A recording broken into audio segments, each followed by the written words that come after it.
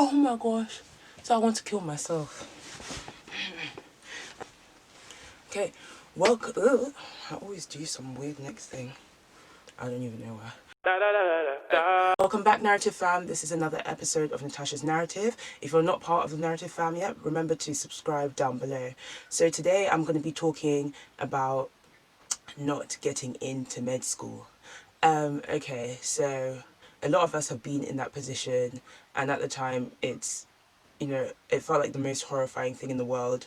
You're waiting on that last option to just tell you whether you've made it or not, and then you get that email or that saying that unfortunately your application has not been successful, or you get that track update saying that your offer has been declined, and you just feel that crying. So, we've gone through that process. We've realized that we haven't got into any of our offers. We've done the crying. Now it's time to be productive. So what is the best plan? Right. So I think once you've kind of had time to, like I said, cry about it, talk about it, and let out your emotions and stuff, now you need to think, do I still really want to do medicine? If the answer is no, then, just think about what you want to do. Maybe it's another career in sciences, in particular biosciences, and start looking for other good university courses relating to biosciences. You might have already put in a fifth option to go to study biomedical sciences or something like that. Or you might even, another good option is to wait until clearing. A lot of good universities go into clearing, a lot of Russell Group universities go into clearing, and applying through that way if you decide to change your mind about the course. And it might not even be that you want to do biosciences anymore, you might be interested in something else and still have the correct A-levels to do that. So that's also an option. However, if you're like me and you still want to do medicine, in particular, if your grades were not right for the application. So like I said, when I first finished my A-levels, I got 2 B's and a C. You can look at my A-level video if you haven't, and how I kind of dealt with that type of stuff. So I was definitely extremely off when it came to getting the right grades for medicine. So in terms of that, what I would suggest is taking a gap year might be a good option. So that obviously depends on your circumstances. A lot of the universities that you apply to will not take you if you've had if you've got three A's over a 3-year period.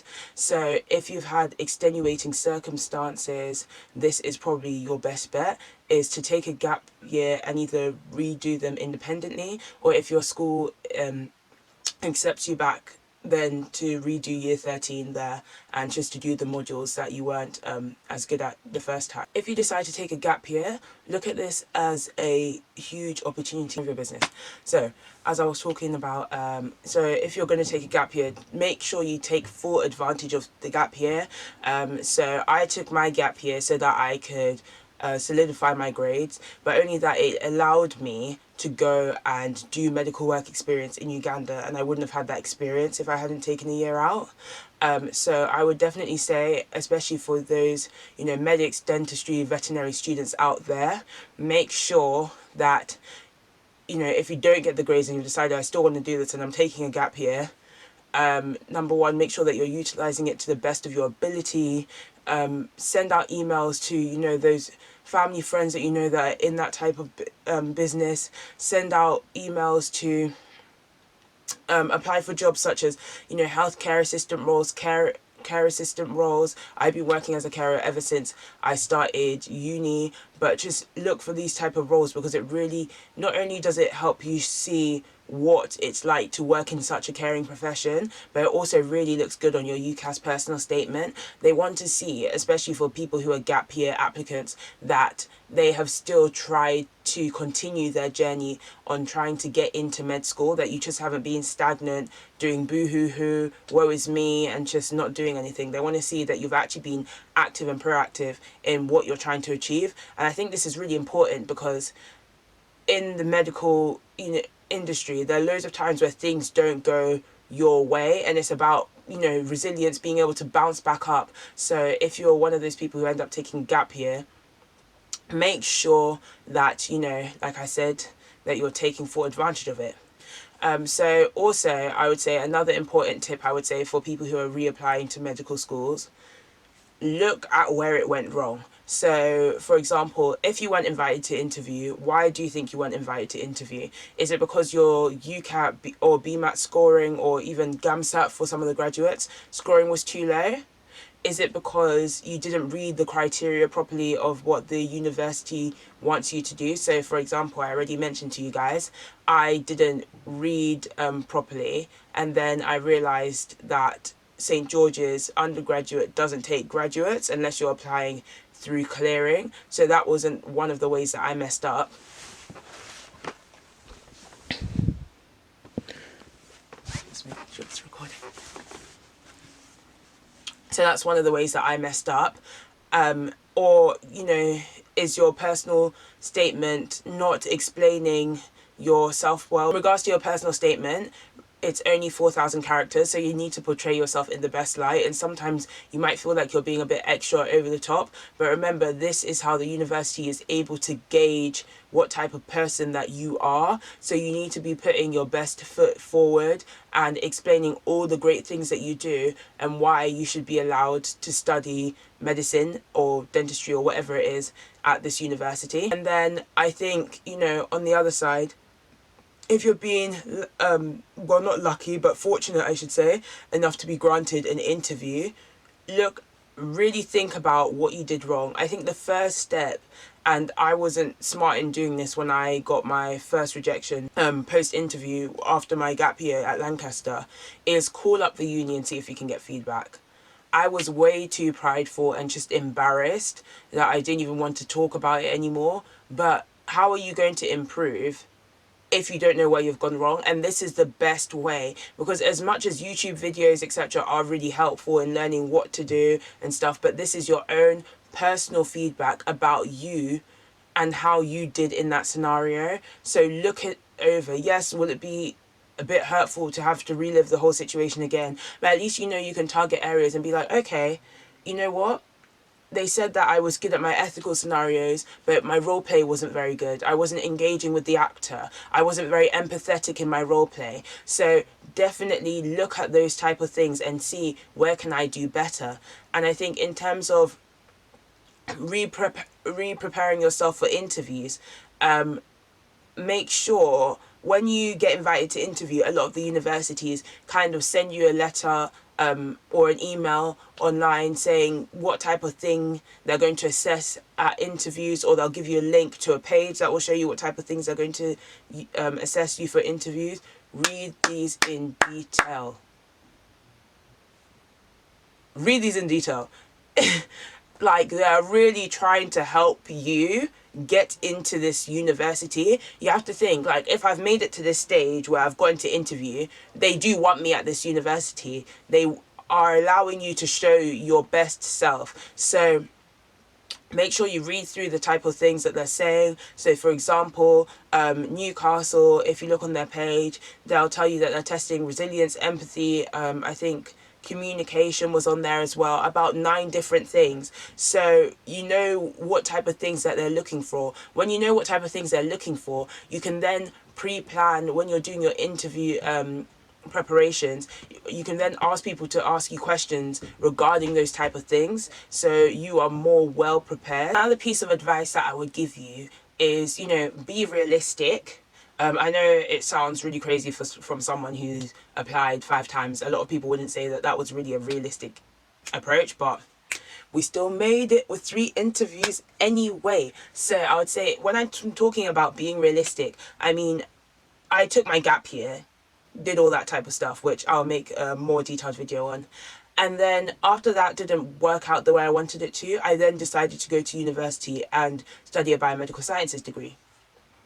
That is also another option if you don't have the grades and are trying to get into med school. That is another good option for you, because a lot of the universities, if you have a 2-1 plus in a degree such as biosciences, etc., they don't really look at your A-level grades anymore. Or so that's in terms of Warwick, they didn't look at my A-level grades, you just had to have a 2-1 or above and you were considered. Or the grade boundaries for your not the grade boundaries, sorry, the grade requirements for your A-levels are lowered, so it might be now 3 Bs and a 2-1, or even at some cases 3 Cs and a 2-1. So you're giving yourself a better opportunity. Obviously there are, you know, things to weigh up, because if you're like me, who student finance is important in terms of getting tuition loan and all of those type of things, you have to think about the financial aspect, because you are now using your student finance to cover your bioscience degree rather than cover your medical degree. So then you have to start thinking about ways of how to be able to afford to go and study a medical degree after that. But I think it's definitely still a good option. And I think also, not in a way to try and dissuade you, but a lot of people who study biomedical sciences, who wanted to do medicine previously, after 3 years they change their mind. Not Sometimes it is because they just think, you know, doing another 5 years or 4 years of university is not for me. But sometimes they actually realize that I really enjoy this career, and I think it's or would enjoy to have a career in biomedical sciences, I should say. And I think that's one of the great things, is that doing another degree really helps put things in perspective. It will either really make you solidify the fact that, yes, I still want to do medicine or dentistry or veterinary sciences, whatever it is, or it will make you think like, okay, there are other parts of sciences that, or biosciences or whatever it is, that I really do enjoy, and I could pursue this also as an option. Lastly, I'd like to talk about people who have low grades but also have other circumstances which allow them to be accessible for the extended programs. So universities such as King's, Southampton, I'm not too sure on the rest, but I know those two definitely do it, have what's normally listed as an A106 course, or sometimes A104, depending on the university. So these courses are for students who don't get the grades but are from either low income backgrounds, they are refugees and have sought asylum, or, you know, they are entitled to free meals, etc., these type of benefits. So they will actually allow you to apply for, like I said, an extended program. So this will be a 6-year program where you'll do 1 year, which is called the foundation year, before you are actually moved on to the normal 5-year course of medicine. So this is an extremely great opportunity to those who are in those brackets, because it kind of helps level the playing field. Also, another requirement that they can check on is depending on where your school kind of ranks compared to all the other schools. So I think, like I said, this is a great opportunity to help level the playing field, because people who, you know, are from wealthier backgrounds are more likely to go to better